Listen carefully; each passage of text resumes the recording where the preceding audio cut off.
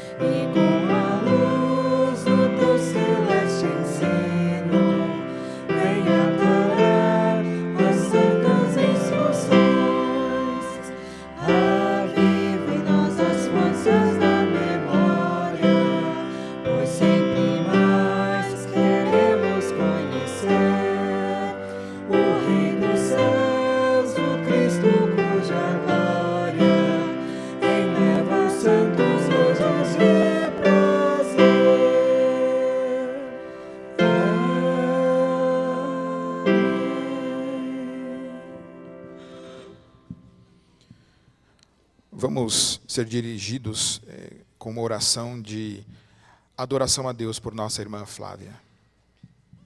Senhor Deus e Pai, muito obrigado por mais um dia. Obrigado porque mais uma vez nós podemos nos reunir, mesmo longe um do outro, para adorar e engrandecer ao seu nome. Obrigado por todas as coisas que o Senhor tem feito. Obrigado pelo privilégio de estarmos em segurança, Senhor. Obrigado porque o Senhor tem dispensado o seu cuidado todos os dias sobre a nossa vida. Obrigado porque o Senhor é sempre bom com a gente, mesmo independente das coisas. Em nome de Jesus, amém. Amém.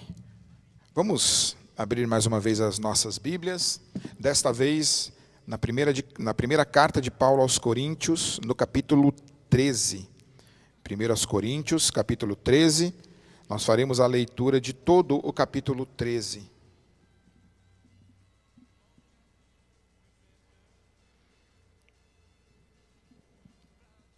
Assim diz a palavra de Deus: ainda que eu fale a língua dos homens e dos anjos, se não tiver amor, serei como bronze que soa, ou como símbolo que retine.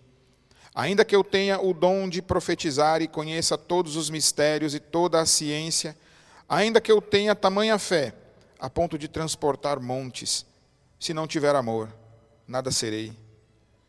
Ainda que eu distribua todos os meus bens entre os pobres, e ainda que entregue o meu próprio corpo para ser queimado, se não tiver amor, nada disso me aproveitará. O amor é paciente e benigno. O amor não arde em ciúme, não se ufana, não se ensoberbece, não se conduz inconvenientemente, não procura os seus interesses, não se exaspera, não se ressente do mal, não se alegra com a injustiça, mas regozija-se com a verdade. Tudo sofre, tudo crê, tudo espera, tudo suporta. O amor jamais acaba, mas havendo profecia, desaparecerão. Havendo língua, cessarão. Havendo ciência, passará. Porque em parte conhecemos e em parte profetizamos. Quando, porém, vier o que é perfeito, então o que é em parte será aniquilado. Quando eu era menino, falava como menino, sentia como menino, pensava como menino. Quando cheguei a ser homem, desisti das coisas próprias de menino. Porque agora vemos como em espelho, obscuramente.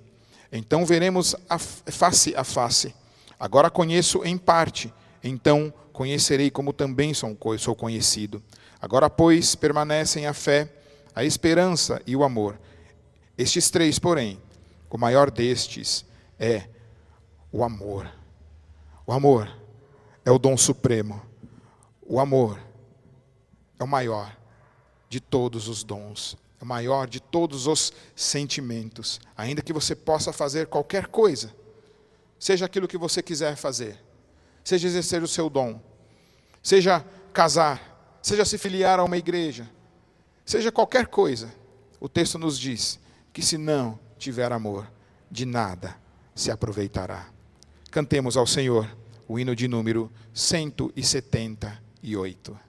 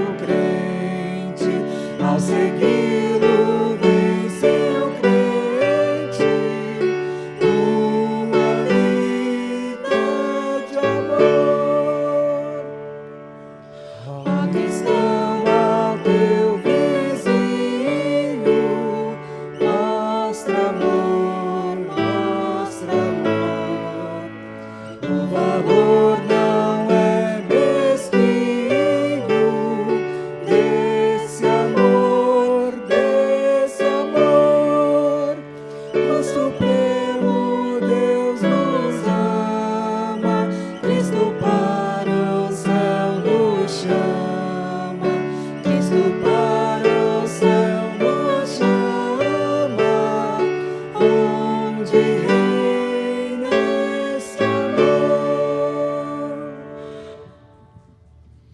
Amém. Vamos seguir louvando ao nosso Deus, desta vez com a equipe de cânticos.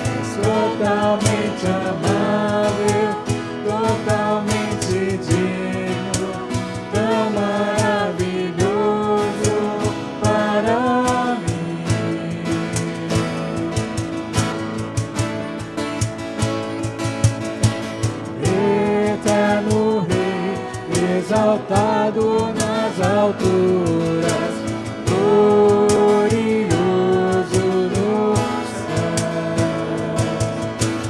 Humilde vieste da terra que criaste, por amor pobre se fez.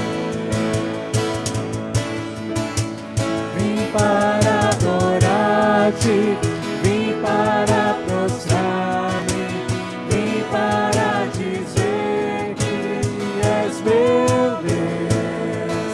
És totalmente amável, totalmente digno, tão maravilhoso para mim. Vim para adorar-te, vim para prostrar-me, para dizer que és meu Deus. És totalmente amável, totalmente digno, tão maravilhoso para mim.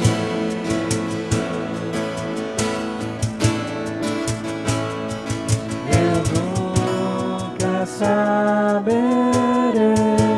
o preço dos meus pecados lá na cruz. Eu nunca saberei o preço dos meus pecados lá na cruz. Eu nunca saberei o preço dos meus pecados lá na cruz. Eu nunca saberei o preço dos meus pecados lá na cruz. Vim para adorar-te, vim para prostrar-me, vim para dizer que és meu Deus. És totalmente amável, totalmente digno, tão maravilhoso para mim.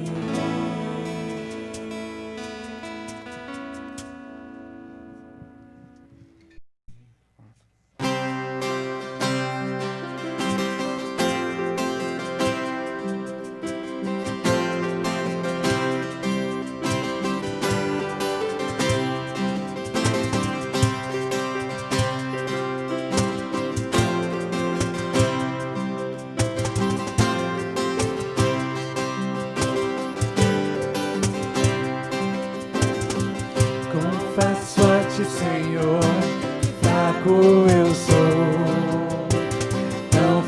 eu sou, mas sorte tu és. Eu venho ante o Senhor, sem nada pra dar. Só quero pedir, vem, ajuda-me, ó Deus.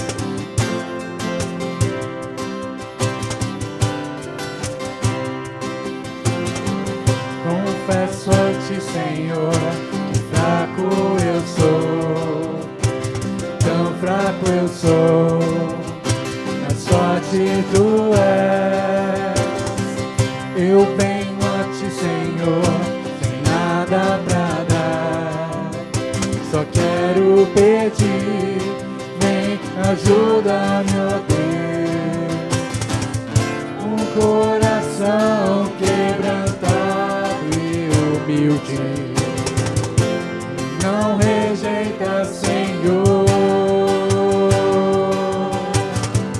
Estende a mim tua graça e deixe teu amor fluir.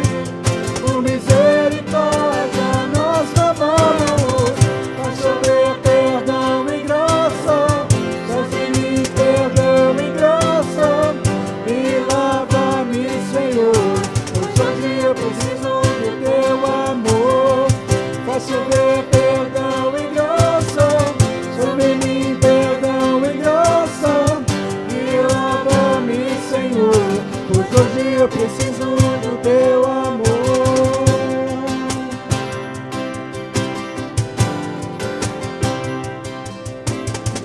Confesso a ti, Senhor, que fraco eu sou, tão fraco eu sou, mas forte tu és. Eu venho a ti, Senhor, sem nada pra dar. Só quero pedir, vem, ajuda-me, ó Deus. Um coração quebrantado e humilde, não rejeita, Senhor. Estende a mim tua graça e deixe teu amor fluir. Por misericórdia nós clamamos, faz chover perdão e graça, sobre mim perdão e graça, e lava-me, Senhor, pois hoje eu preciso do teu amor. Faz chover perdão e graça, sobre mim perdão e graça, e lava-me, Senhor, pois hoje eu preciso do teu amor. Faz chover perdão e graça, sobre mim perdão e graça, e lava-me, Senhor, pois hoje eu preciso do teu amor. Faz chover perdão e graça, sobre mim perdão e graça, e lava-me, Senhor, pois hoje eu preciso do teu amor.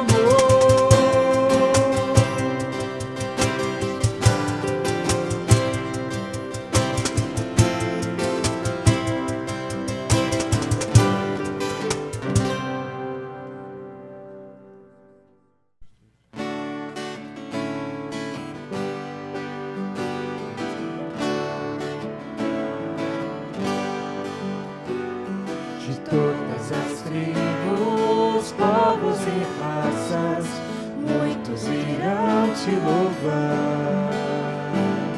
De tantas culturas, línguas e nações, No tempo e no espaço virão te adorar. Bendito seja sempre o Cordeiro, Filho de Deus, raiz de Davi. Bendito seja o seu santo nome,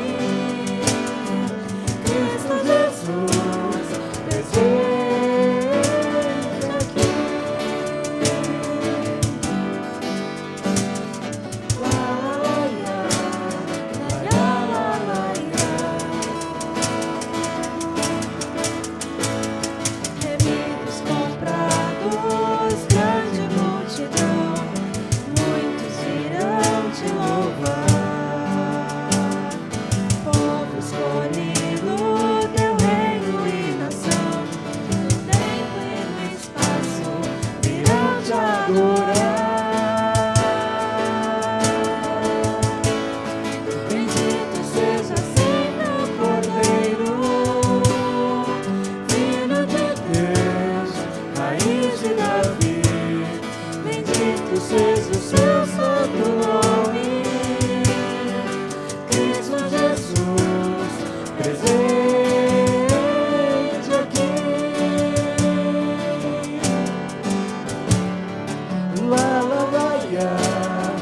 Ya, la, la, ya.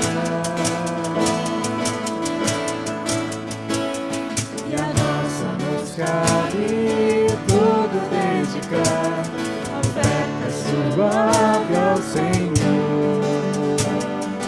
Dons e talentos queremos consagrar, e a vida no teu altar, pra teu louvor. Bendito seja sempre o Cordeiro, Filho de Deus, Raiz de Davi. Bendito seja o seu santo nome, Cristo Jesus, presente aqui. Cristo Jesus, presente aqui.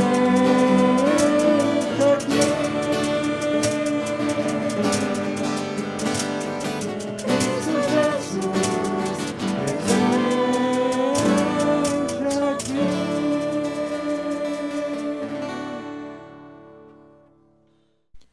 Vamos orar ao Senhor. Pai bendito, pedimos a Deus a Tua bênção enquanto lermos a Tua palavra. Que ela, ó Deus, fale conosco, que ela nos exorte, nos admoeste, nos console, nos dê forças, nos dê ânimo, ó Deus, para viver a fé em Cristo Jesus, ó Deus, em todo o momento, em cada situação e em todos os períodos de nossa vida, Pai. Fala conosco, Pai, é o que pedimos, em nome de Jesus Cristo, o Senhor da igreja. Amém. Conforme anunciado na semana passada, nós iniciaremos hoje uma série de sermões, de 7 sermões, na carta às igrejas da Ásia, que estão lá em Apocalipse. É importante, antes de iniciarmos a leitura propriamente dita, do capítulo 2, os versículos de 1 a 7, que é a carta à igreja de Éfeso, é dizer um pouquinho sobre o contexto ao qual estas cartas, ou o livro de Apocalipse foi escrito. O livro de Apocalipse foi escrito pelo apóstolo João, quando ele estava preso na ilha de Patmos, estava exilado na ilha de Patmos, preso por causa do testemunho, por causa da sua fé, por causa da pregação da palavra de Deus. Toda aquela região, toda a Ásia e muitas outras províncias eram dominadas ali por Roma. Inclusive as cartas às quais são endereçadas, né, essas cartas às igrejas e às regiões, todas elas estavam sob domínio romano. E o imperador romano naquela época era o imperador Domiciano. Isso acontece entre os anos 91 e 95 da era cristã. E a história nos conta que este imperador, ele era um imperador mau, sanguinário, que perseguiu os crentes, que encarcerou cristãos, como o apóstolo João, e que causava muitos males à igreja e àqueles que se diziam cristãos e professavam a sua fé. Os cristãos eram torturados, eram obrigados a se curvarem diante do imperador. Havia naquela época a instituição do culto ao imperador, e aqueles que não faziam isso, que não se dobravam diante do imperador, que não declaravam que César era o Senhor, mas que Jesus era o Senhor, padeciam grandes tormentos nas mãos do Império Romano. Com relação ao contexto religioso, e aí cada carta vai ter um contexto religioso diferente. No caso de Éfeso, Éfeso era uma cidade portuária, era a porta de entrada para a Ásia. Éfeso gozava deste privilégio de ser uma cidade portuária, onde havia muito fluxo e afluxo de pessoas. Era uma cidade grande, uma cidade rica. No quesito religião, era onde estava o templo, onde foi construído o templo a Diana, que foi considerado uma das 7 maravilhas do mundo antigo. Diana também, que é conhecida como Artemis, eram deusas que eram adoradas. Havia muitos cultos, a religiosidade era muito efervescente, culto a vários deuses. Havia sacerdotes e sacerdotisas cultuais que se prostituíam enquanto cultuavam. Então, este era um contexto até explicado de forma simples, ao qual a igreja de Éfeso estava inserida. Contexto, no quesito do seu governo, muito difícil ser cristão naquela época, mas no contexto religioso também, porque havia uma imposição ao culto ao imperador. E escrevendo a carta a esta igreja, o apóstolo João, ele traz a mensagem de Cristo Jesus a ela. Aquilo que Cristo pensa acerca daquela igreja, que está nesse contexto tão difícil de se viver a fé cristã. Mas antes, propriamente dito, destas cartas, como nós lemos na nossa liturgia, o apóstolo ele nos dá características de Cristo.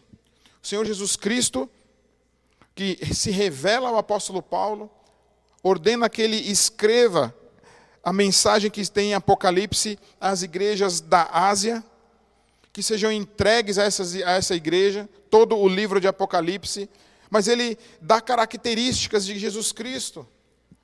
Por exemplo, como o soberano dos reis da terra. Mostra também Jesus Cristo como um juiz. Jesus Cristo é nos apresentado nos evangelhos como o Redentor, como uma figura humilde, nascido de homem, o Salvador, e ele é sim em Apocalipse. Mas, propriamente dito, ele, quando voltar, quando ele retornará para julgar. Retornará para julgar, em primeiro lugar, a sua igreja, e depois para julgar o mundo. E ele julga a sua igreja, dando orientações às suas igrejas, apontando onde está o seu erro, permitindo que a sua igreja se arrependa, permitindo que a sua igreja trilhe o caminho do Evangelho. Ele também elogia a sua igreja, como a gente vai ver. Mas Jesus Cristo não vem mais como uma forma humilde, mas ele vem para julgar. Ele veio, em primeiro lugar, para salvar o seu povo dos seus pecados. Ele venceu na cruz, mas ele vem também, lá no final dos tempos, para declarar a sua vitória, para declarar o seu senhorio e julgar e derrotar a Satanás e as suas hostes e aos seus seguidores. Por isso, o Apocalipse nos traz uma mensagem de esperança, uma mensagem de conforto no meio de tempos difíceis e de tempos de tribulação. E o Senhor Jesus Cristo endereça essa mensagem de Apocalipse às 7 igrejas da Ásia e pede para que elas sejam lidas a essa igreja. Entrega a carta ao anjo da igreja.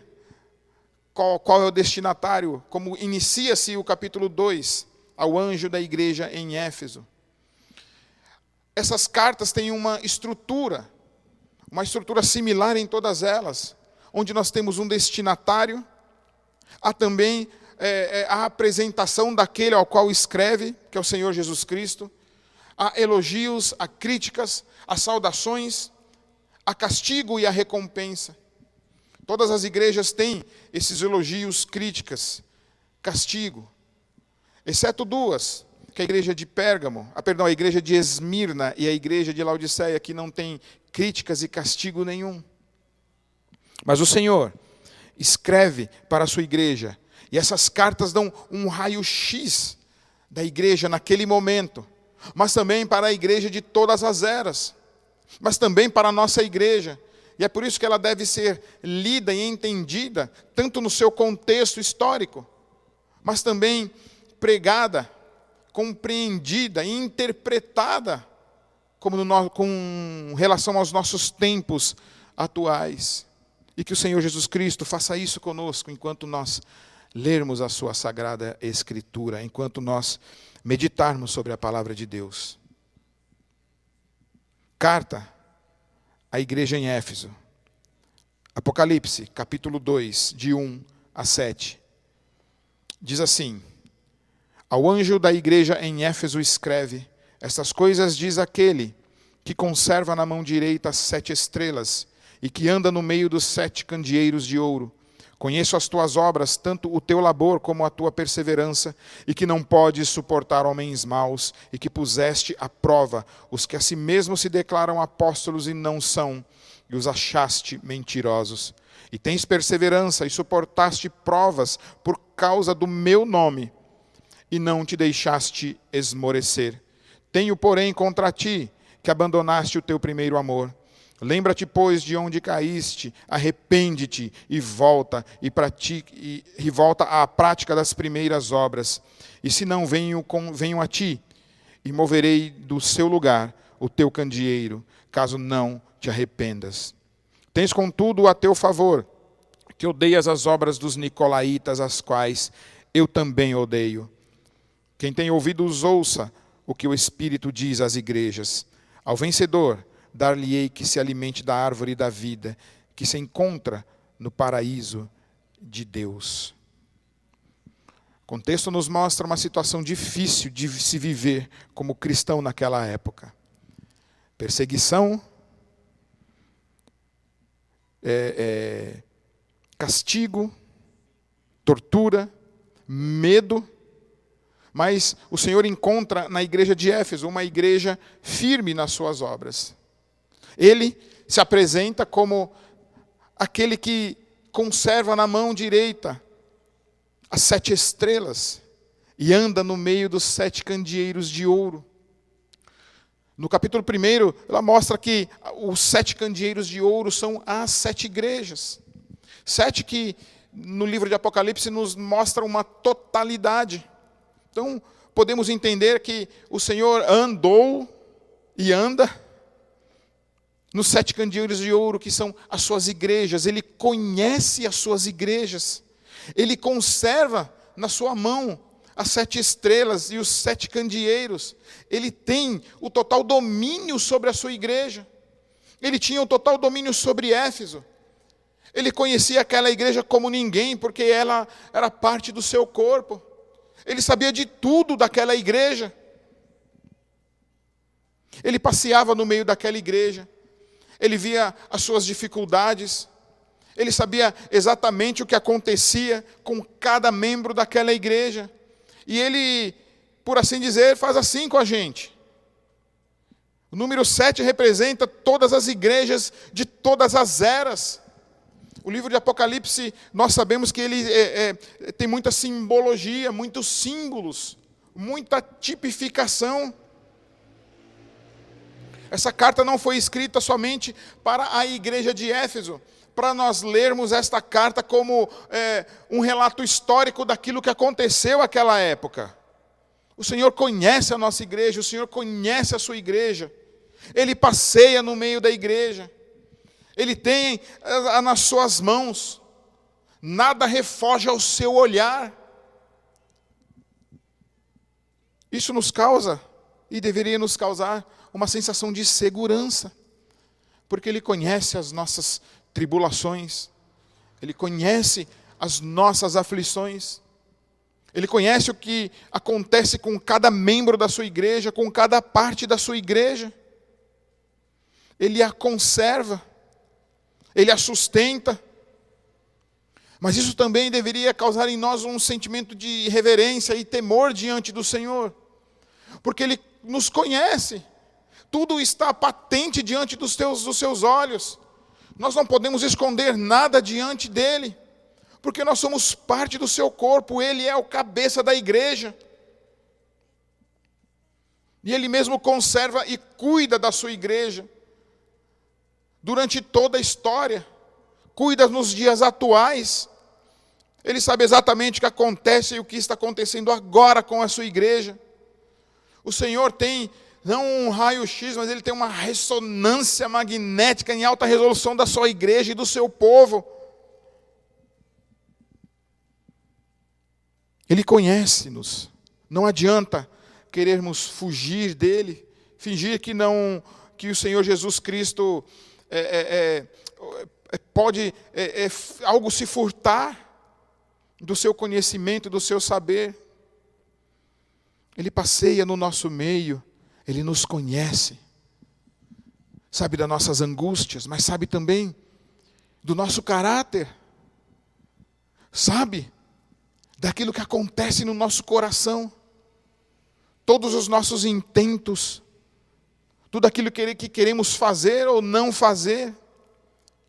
Ele conhece as nossas alegrias e frustrações, as nossas vitórias, mas também conhece as nossas derrotas, conhece os nossos pecados, e tudo aquilo que diz respeito a nós e diz respeito à sua igreja, Ele conhece.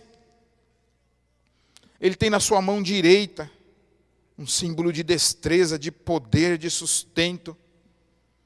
Ele anda no meio da sua igreja, Ele passeia no nosso meio. Que segurança nos dá isso? Saber que o nosso Senhor não nos deixa à revelia, mas Ele cuida de nós. Ele nos sustenta com a sua mão direita, com o seu braço forte. Mas Ele diz àquela igreja, Ele conhece as obras daquela igreja. E aqui vem o elogio à igreja de Éfeso. Ele conhece as obras daquela igreja, uma igreja operosa, uma igreja que trabalhava, que arregaçava suas mangas, que não tinha preguiça, que fazia mesmo a obra do Senhor. Conhecia o labor, conhecia a perseverança, esse trabalho diligente, perseverante e paciente em todas as coisas, e que não podia suportar homens maus, e que colocava à prova aqueles que se diziam apóstolos e não o eram, e os achava mentirosos.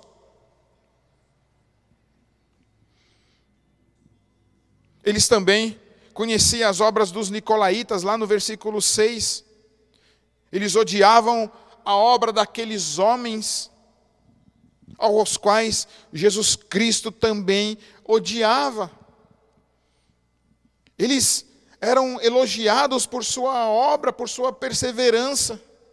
Eles triunfavam sobre os falsos mestres, suportavam provas terríveis, por causa do nome de Cristo, com confiança, com paciência, sendo inabaláveis em tempos difíceis aos quais nós vimos. Uma igreja que prezava por sua doutrina, doutrinariamente corretos, ortodoxos, tinham uma vitória nesta área da sua vida, e o Senhor Jesus Cristo elogia, e de fato, como igreja, e qualquer igreja que se preze deve ter uma doutrina sólida, um entendimento correto das Escrituras, baseado na doutrina dos apóstolos, nos ensinos de Cristo, baseado na Escritura. E assim, eles tinham uma conduta correta, suportavam as provas com perseverança, não suportavam estes homens maus, homens que se infiltravam no meio da igreja. Veja que aqui eles não tinham somente uma questão, uma batalha extramuros que se impunha sobre eles, uma guerra contra uma sociedade corrompida, contra um império mau e nefasto, contra um imperador que se achava um Deus e exigia adoração a si mesmo, e a igreja se opunha a tudo isso. Mas havia também uma batalha interna a qual eles deveriam travar. Testar homens infiltrados no meio da igreja para ensinar ensinos demoníacos, diabólicos, homens maus. Eles colocaram esses homens à prova e Jesus Cristo elogia porque eles eram firmes na doutrina. Conheciam a doutrina dos apóstolos, todo o ensino que fora deixado pelo apóstolo Paulo, que fundou essa igreja. Lá em Efésios, no capítulo de número 2, no capítulo 1, Paulo elogia a fé e o amor destes homens, a sua diligência. Em Atos há a descrição de que esta igreja recebeu a palavra do Senhor e tal era o arrependimento que as pessoas se confessavam, deixavam os seus ídolos, e eles tinham, sim, eles eram cristãos.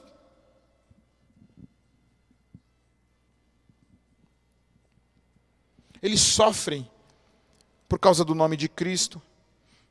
E é uma coisa interessante, porque quando nós sofremos por causa do nome de Cristo, não é um sofrimento indevido, um sofrimento, mas é um sofrimento merecido.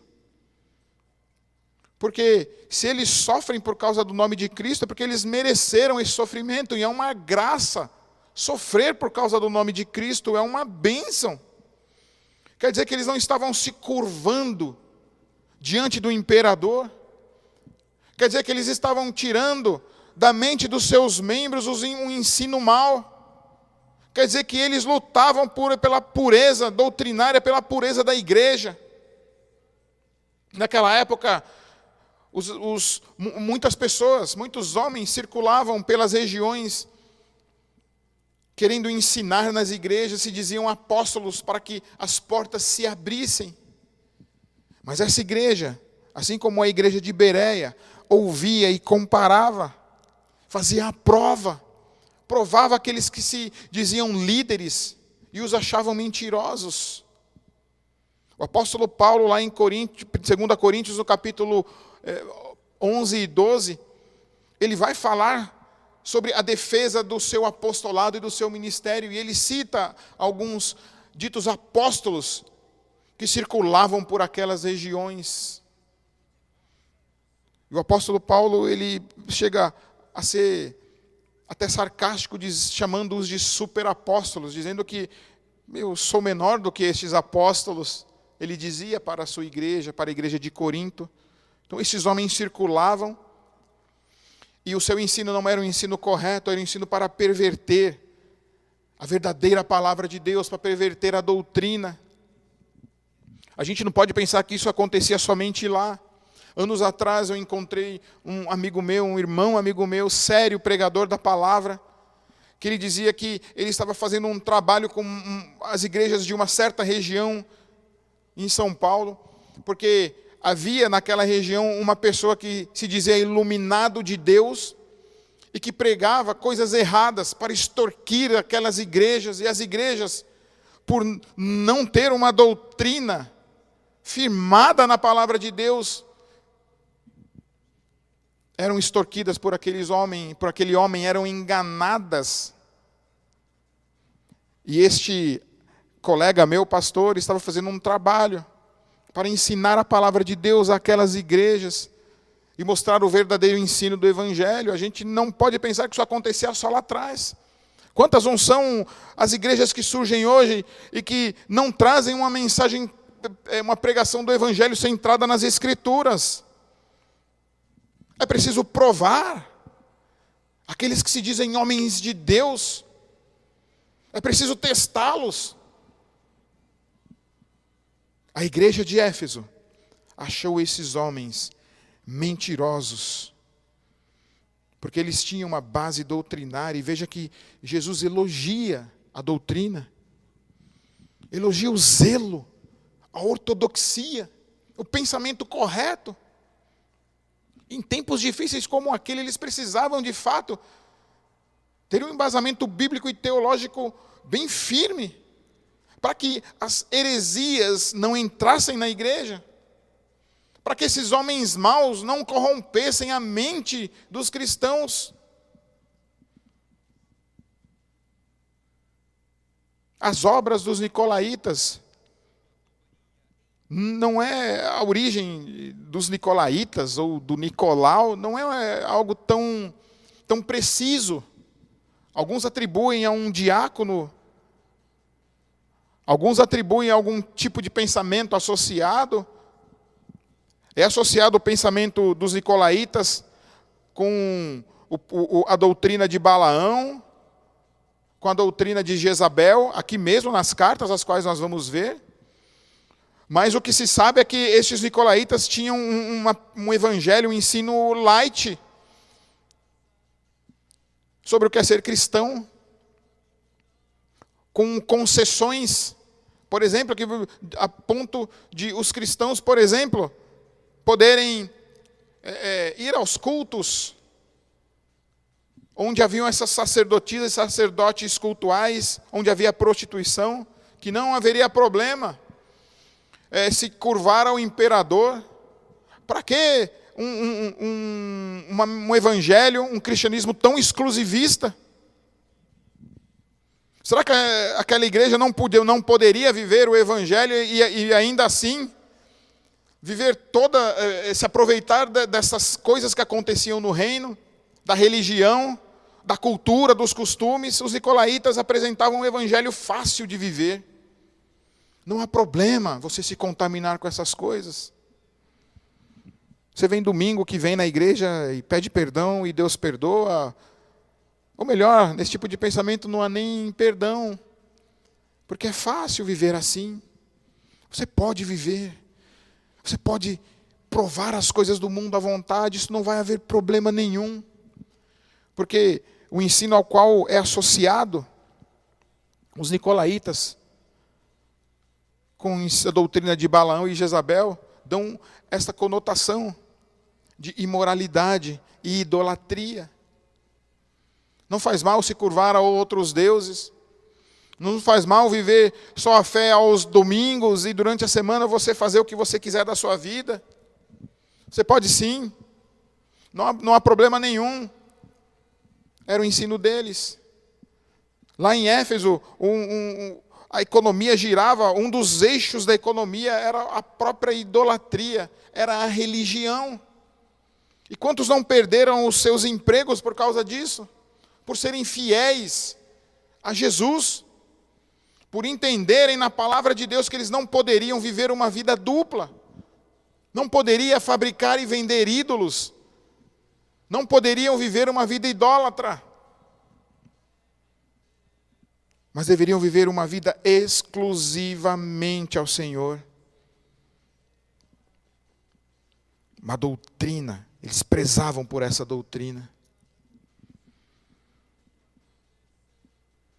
Eles odiavam as obras dos nicolaítas, não propriamente os nicolaítas, mas as obras dele, e o Senhor Jesus Cristo também odiava esse tipo de ensino que visa corromper o seu povo.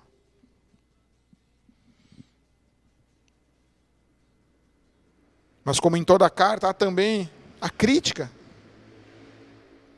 E o Senhor elogia todas essas coisas, mas o Senhor diz, porém, tenho contra ti que abandonaste o teu primeiro amor. Lembra-te, pois, de onde caíste, arrepende-te e volta à prática das primeiras obras, aquelas primeiras obras, e se não venho contra ti, moverei do seu lugar o seu candeeiro, caso não te arrependas.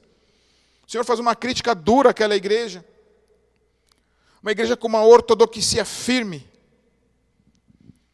posições teológicas corretíssimas, com prática correta, expulsa hereges, se protege do mundo, mas o Senhor os critica porque abandonaram o primeiro amor.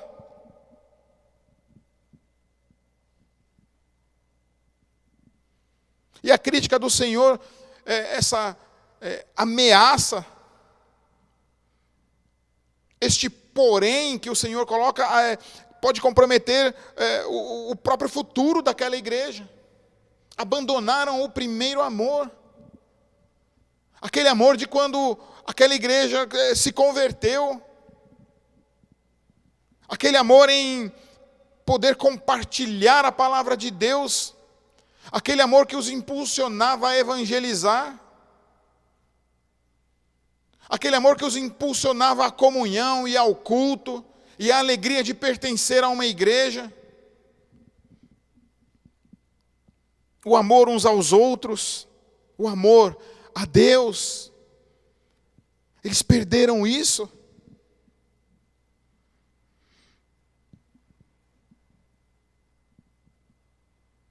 Eram firmes doutrinariamente,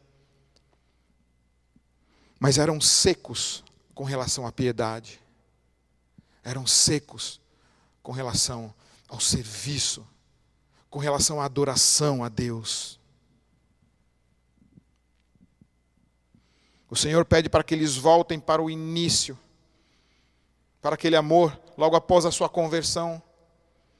Eles se acomodam numa fria ortodoxia. Uma igreja com vigor superficial. Uma igreja sem profundidade. Nossa teologia, por assim dizer, a nossa doutrina, a nossa ortodoxia, ela deve nos conduzir à obediência, ao mandamento de Cristo de amar a Deus sobre todas as coisas e ao próximo como a si mesmo. A nossa ortodoxia, a nossa doutrina, os nossos catecismos, a nossa confissão de fé, através das quais nós lemos a Escritura, através das quais nós entendemos a palavra de Deus, que não são a palavra de Deus, mas nos dão entendimento, nos deve conduzir ao amor a Deus, nos deve conduzir ao amor ao próximo, nos deve conduzir ao amor às almas perdidas. Porque o que está dizendo aqui, se não for por isso, qual razão de ser igreja? Nós devemos gostar e amar, estudar teologia, a história da igreja, filosofia, cosmovisão, tantos conhecimentos bons. E eu gosto, quem me conhece mais de perto sabe que eu gosto do estudo. Mas se esse estudo, se esse conhecimento não vier para o meu coração e não me impulsionar para amar a Deus, para amar os irmãos, não me impulsionar para uma obra de amor e de paixão, do que adianta? Do que adianta eu querer fazer todas essas coisas, como nós lemos lá em 1 Coríntios 13. Ainda que você fale, faça qualquer coisa, ainda que você dê a sua roupa, a roupa do seu corpo, ainda que você se entregue para ser morto, se você não tiver amor, de nada valerá. É isso que Deus está falando para esta igreja, criteriosa, uma igreja boa em obras, mas faltou essa obra do amor dentro deles. Eles podem ter perdido o zelo evangelístico, o amor pelas almas. Mas eu acho que antes de perder qualquer tipo de amor por alguma coisa, eles podem ter perdido o amor a Deus. E o termo aqui, no capítulo 4, quando ele fala abandonaste, é um abandono geral. É um abandono mesmo, não havia resquício. Não havia resquício do primeiro amor. Eles ficaram tão preocupados em cercar a sua igreja, em evitar que as pessoas se desviassem, preocupado com os falsos mestres, preocupado com o pecado da igreja. Não tem problema nisso, o Senhor elogia. Mas eu fico pensando nessa igreja, como que eles tratariam um pecador, como eles tratariam um arrependido. Mas eu penso que o amor a Deus, este amor singelo, foi se esvaindo. E porque não amavam mais a Deus, não estou dizendo que eles não eram crentes, mas este amor a Deus, o primeiro amor, foi se perdendo. A alegria de pertencer a Deus. O fervor evangelístico foi diminuindo, porque afinal de contas as pessoas lá de fora traziam muitos problemas. Problemas com o seu pensamento pagão, porque vinham de outras religiões, influenciavam as pessoas da igreja. Abriram a igreja e entraram hereges, vinham falsos apóstolos. Vinham os nicolaítas e ensinavam coisas erradas. Essa igreja se encastelou, criou-se um muro e uma barreira. Foi se esfriando, tornando-se seca, até abandonar e não ter resquícios de amor nesta igreja.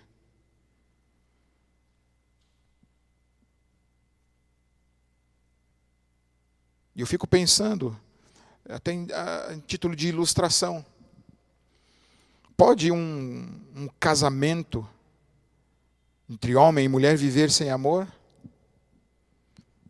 É possível que o casamento se torne um contrato? E eu digo isso também fazendo uma alusão ao relacionamento de Cristo e sua igreja. É possível haver fidelidade no casamento sem amor? Pode ser. Pode ser que, firmados por um contrato, uma assinatura, um cônjuge seja fiel ao outro. Pode ser. Pode ser que haja lealdade. Mas que casamento triste é esse sem amor? Não há alegria, não há festa.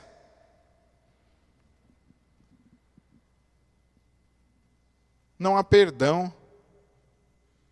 Fico pensando também como que seriam as estruturas desta igreja. A frieza com relação às coisas de Deus. Como seria o serviço deles ao Senhor. Uma vez que não havia uma evangelização, um testemunho. Porque aqui fala de candelabro, de candeeiro. E lembra que Israel, foi tirado o candeeiro de Israel e foi dado à igreja para que fosse um luzeiro no mundo. Essa igreja já não era mais luzeiro para o mundo, mas também não era luzeiro para dentro dela, não havia fogo, não havia aquecimento. Fico imaginando o culto dessa igreja. Culto frio, sem sentido, cheio de regras.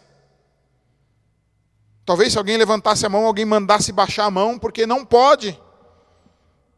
Porque na regra da igreja não pode. Se alguém fechasse os olhos, talvez ficasse mais emocionado.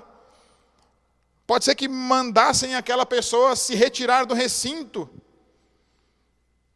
Porque a minha igreja não permite. Estou usando exemplos talvez até toscos para isso. Mas que possam demonstrar um sintoma de frieza. O relacionamento entre os irmãos seria talvez um relacionamento só no papel, onde não havia espaço para perdão, não havia espaço para arrependimento.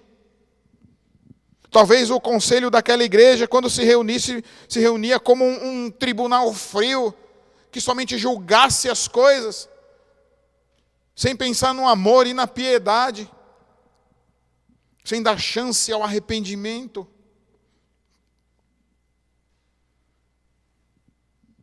Igreja de Éfeso, uma igreja que estava tudo certo, mas faltava resolver um problema. O problema do amor. O Senhor faz uma crítica, mas o Senhor também apresenta qual era a solução.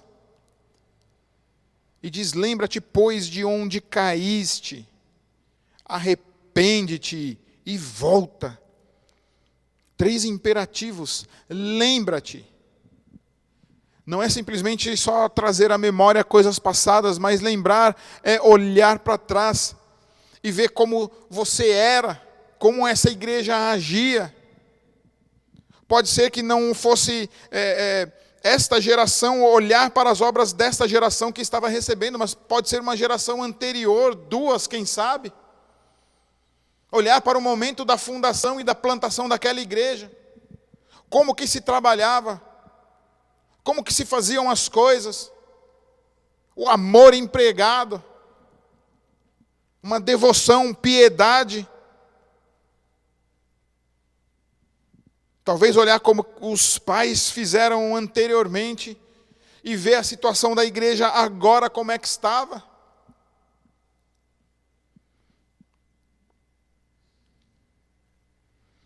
Olhar para trás, mais do que um apelo à memória, era uma exigência a agir da mesma forma que antes. Era uma atualização daquela experiência lá atrás, original. E ver como que fazia bem, como era possível unir doutrina e piedade, como era possível falar de coisas, de juízos de Deus, mas ao mesmo tempo falar sobre perdão, falar sobre amor, porque não são duas coisas paradoxais, justiça e amor.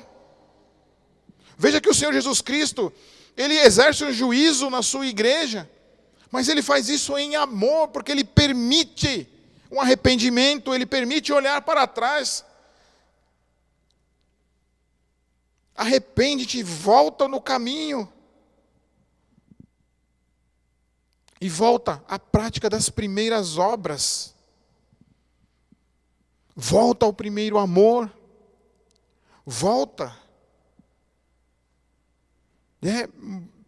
Quando falamos nisso do primeiro amor e volta, eu gostaria que você rapidamente pensasse como era você quando se converteu. Aquela empolgação, aquela alegria de agora pertencer ao Senhor, de saber que seus pecados estão perdoados, aquela vontade de falar para as pessoas e contar para elas aquilo que você estava sentindo, e querer que todo mundo viesse e sentisse a mesma coisa que você sentia.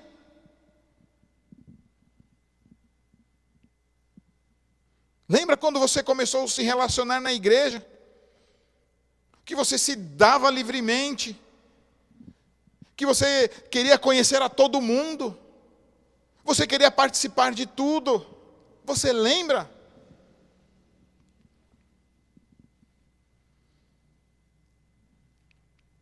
Você lembra de tanta coisa boa que acontecia na sua vida? Lembra como você perdoava mais fácil? Lembra como você lia um texto da palavra e talvez se emocionasse mais fácil? Talvez como Deus falava até mais com você. Mas o abandono do primeiro amor vai deixando o nosso coração encrudecido, cheio de ranhuras. E o Senhor Jesus Cristo conclama a sua igreja para voltar às primeiras práticas. Voltar ao primeiro amor. Lembra-te de onde caiu e arrepende-te. Volta, fazes as primeiras obras, aos primeiros atos de amor, onde era possível ter ortodoxia e ortopraxia. Porque senão, são as consequências que o Senhor avisa para a sua igreja: eu removerei do seu lugar o teu candeeiro, caso não te arrependas. No capítulo 1, quando João ouve a voz do Senhor como uma trombeta, ele olha para trás, e ele não fala que ele viu o Senhor Jesus, mas ele viu os 7 candeeiros. Quando as pessoas olham para a sua igreja, para a igreja de Cristo, é como se ela estivesse olhando para o próprio Cristo. Agora, imagina, olhar para uma igreja sem amor, seria a mesma coisa que olhar para um Cristo sem amor. E Cristo não quer que o mundo, e que nem nós olhemos para a igreja como sendo um lugar sem amor, um lugar sem o amor de Cristo. Por isso que a repreensão, porque uma igreja que não tem o amor de Cristo, ela não pode ser considerada igreja. Porque em qualquer outro lugar nós podemos ter regra, nós podemos nos relacionar, nós podemos fazer tantas outras coisas, nós podemos nos unir para cantar em qualquer lugar, nós podemos nos unir para apresentar palestras. Mas o que faz a diferença na igreja é justamente o amor de Cristo, é o amor de Deus, aos quais nunca nós devemos abandonar. Tem que ser sempre um review, uma revisão, sempre olhar para o coração e pedir para Deus que sonde as nossas motivações, E que não possamos nos tornar petrificados quanto às coisas de Deus. O amor não é um emocionalismo barato. A palavra amor aqui, que o texto fala, é o amor ágape. É o amor de se entregar, de dar sem esperar troca. É o próprio amor de Deus infundido em nós e que nós por vezes deixamos escapar,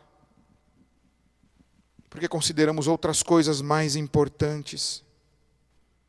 E eu gosto sempre de frisar, essa igreja foi elogiada por sua postura doutrinária, por causa da sua ortodoxia. Mas foi repreendida porque abandonou o amor. Porque fazia as coisas sem amor, pensando somente em si e não em Deus, e não nos de fora, e não no amor mútuo para com o seu próximo. Uma igreja que não ama não pode ser chamada de igreja. Uma igreja que não ama o pecador, que não vai atrás do pecador, não pode ser chamada de igreja.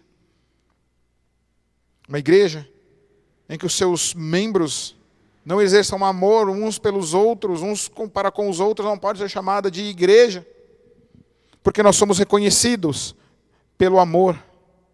Nós até cantamos uma música assim, que nós somos reconhecidos, e devemos ser reconhecidos pelo amor.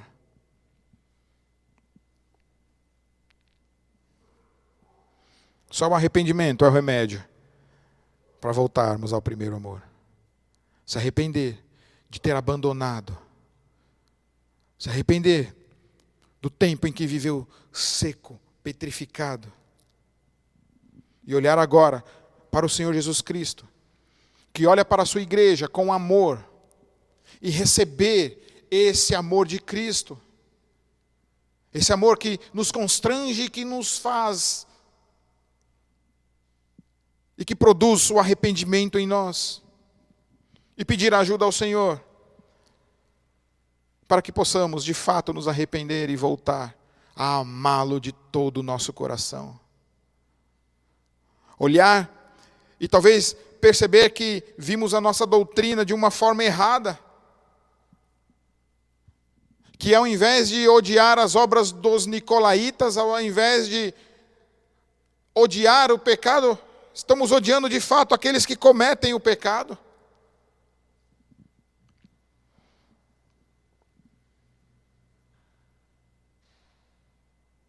E perceber que poderíamos atraí-los por causa do amor de Cristo e amá-los assim mesmo. Amar o nosso próximo, porque Cristo nos amou e se entregou por sua igreja. Nossa doutrina, a nossa reflexão, o nosso conhecimento, as nossas obras devem nos impulsionar ao amor a Deus e ao amor ao próximo. Quem tem ouvidos, ouça o que o Espírito diz às igrejas. O Espírito Santo tem falado com a sua igreja nesses tempos. Creio que o Espírito Santo está falando com você, está falando comigo. Quem tem ouvidos, ouça. Uma carta endereçada a uma igreja, mas que deveria ser lida por todas as 7 igrejas. Que deve ser lida por nós e aplicada por nós. Ao vencedor dar-lhe-ei que se alimente da árvore da vida, que se encontra no paraíso de Deus. O Senhor Jesus Cristo é apresentado no livro de Apocalipse como vencedor. A igreja como vencedora, porque vai vencer, porque Cristo venceu. O Senhor Jesus Cristo já venceu. Ele já venceu, mas nós ainda temos as batalhas as quais nós travamos ainda. O inimigo das nossas almas ainda não foi completamente derrotado, mas o será. A promessa que nós temos. E nós temos condições de vencer, de nos arrepender e de voltar. Todos aqueles que estão em Cristo são vitoriosos nele. Essa palavra é para a igreja. Essa palavra é para aqueles que são de Cristo e que por isso são vencedores. Por isso são mais que vencedores. Porque nada pode nos separar do amor de Cristo. Precisamos pensar nisso. Porque só vai atender a este pedido de arrependimento de Deus aqueles que são igreja de Cristo. E que vão perseverar até o final. Por causa de Cristo, por causa da ação e atuação do Espírito Santo de Deus na sua vida. Se alimentará da árvore da vida, a árvore que foi tirada lá no Éden. Adão e Eva não provaram da árvore da vida, mas da árvore do conhecimento do bem e do mal. E aqueles que são de Cristo provarão da árvore da vida que está no paraíso. O início da história, da nossa história, da história do povo de Deus, começa num jardim com a árvore da vida. Cristo vencedor, venceu na cruz, para que possamos, lá no final, nos alimentarmos da árvore da vida, que está no jardim de Deus. Igreja, ouça o que o Espírito está te dizendo. A mensagem nas cartas é uma mensagem de consolo, uma mensagem de esperança, mas é uma mensagem também de misericórdia e de amor do seu Senhor, para que possamos continuar a viver e ser igreja verdadeira de Cristo, uma igreja que expressa o seu amor. Lembra-te, pois, de onde caíste, arrepende-te e volta à prática das primeiras obras. Aquele amor, aquelas práticas. Que o Senhor derrame da sua misericórdia sobre nós e que possamos nos arrepender e voltar à obra das primeiras práticas. Vamos orar? Pai Santo, nós louvamos ao Senhor, ó Deus, por Tua palavra. Quão difíceis, ó Deus, têm sido os nossos dias. Tua palavra diz que haveria um tempo em que o amor de muitos se esfriaria. E que Tu, ó Deus, nos livre de ter o nosso coração esfriado, nosso coração gelado, petrificado, ó Deus, para com o Senhor, para com a Tua igreja, a igreja de Cristo, para com o zelo de pregar a Sua palavra e ser um luzeiro e luz do mundo. Dá, ó Deus, que haja arrependimento no meio do Teu povo. Nós vivemos, ó Deus, tempos tão difíceis, ó Pai. Tempos difíceis não só por causa do momento mal que a gente vive, por conta de uma enfermidade, mas porque também está, ó Deus, difícil de pregar a Sua palavra. As pessoas parece que não ouvem mais ao Senhor, não se interessam mais por Ti, ó Deus. Tempos, ó Deus, em que é uma luta, Senhor, viver uma vida de santidade. Parece que viver uma vida dupla é o caminho. Nós achamos pesado demais viver o verdadeiro, um cristianismo verdadeiro e autêntico. Mas dá, ó Deus, que o nosso coração sempre se mantenha aquecido, ó Deus, com relação ao Senhor, com relação à Tua obra, com relação aos nossos irmãos e ao nosso próximo, ó Deus. Que possamos, ó Deus, querer mostrar ao mundo, Pai, o Senhor que nós temos, que é o remédio para toda e qualquer enfermidade, para o maior dos males, que é o pecado. Nós temos sim a cura para a vida. Nós podemos nos amar uns aos outros, enquanto nos relacionamos como corpo de Cristo, e amar ao Senhor sobre todas as coisas. Ajuda-nos, ó Deus, a viver o amor. Ajuda-nos, Senhor, em nome de Jesus, ó Pai. E que a Tua mensagem, ó Deus, a Tua palavra, Deus, lida, Deus, neste momento de culto, Pai, produza o arrependimento, Deus. produz o arrependimento, produza, Deus, a lembrança e produza, Deus, a voltar ao primeiro amor. Em nome de Jesus, Senhor. Em nome de Jesus é que nós oramos. Jesus, o Senhor da igreja, aquele que anda nos 7 candeeiros de ouro e que tem as 7 estrelas nas suas mãos e as conserva, é que nós oramos. Amém.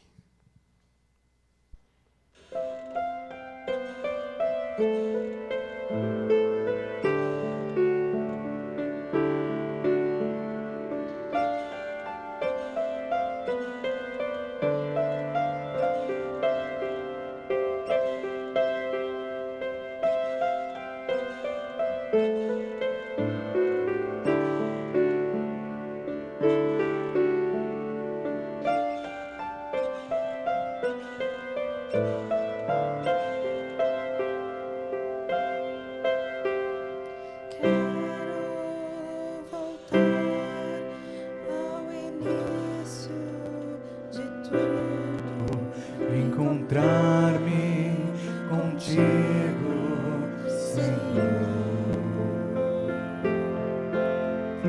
Quero rever meus conceitos, valores. Eu quero reconstruir.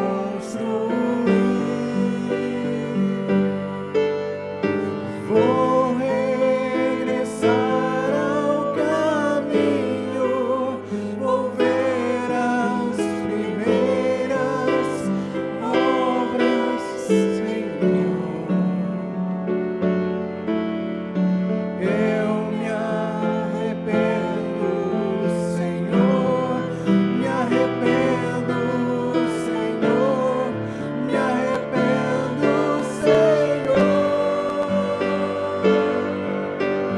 Quero ao primeiro amor, ao primeiro amor.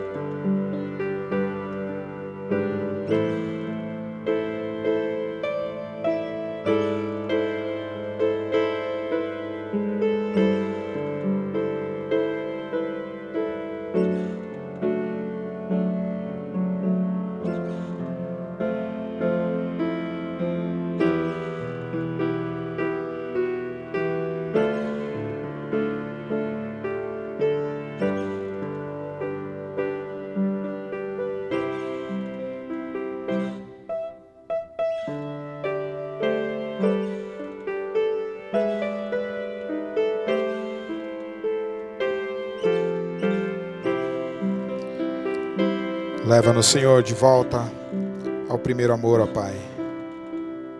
Restaura, Deus, em nós, ó Pai, as primeiras obras, ó Senhor. Dá, ó Deus, que sejamos fervorosos como éramos, ó Senhor. Dá, ó Deus, que voltemos, ó Pai, a testemunhar ao Senhor com amor, com alegria, Deus, assim como fazíamos, ó Pai. Dá, ó Deus, que a sua igreja seja vibrante na sua atuação, ó Pai. Vibrante na adoração, vibrante no louvor, ó Deus. Dá, ó Pai, uma pregação da tua palavra, Deus, vibrante, com amor, em nome de Jesus, Senhor. Dá, Senhor, restaura, Pai, em nós o primeiro amor, ó Deus. Em nome de Jesus, que voltemos a cantar como sempre cantamos, ó Deus. A olhar a necessidade do nosso próximo, ó Deus, como olhávamos antes, ó Pai. Em nome de Jesus, restaura, Deus, o nosso coração, restaura a nossa fé. Restaura-nos, ó Deus, ao primeiro amor, ó Deus, em nome de Jesus, ó Pai. E que a graça de nosso Senhor e Salvador Jesus Cristo, que passeia, que anda no meio dos 7 candeeiros de ouro, que o amor de Deus, o nosso Pai, aquele que era, que é e que há de vir, e que a comunhão, a consolação do Espírito Santo, mostrado de forma plena em Apocalipse, os 7 Espíritos de Deus, estejam com todos vós, povo de Deus, reunidos em nome de Jesus, hoje e sempre. Amém.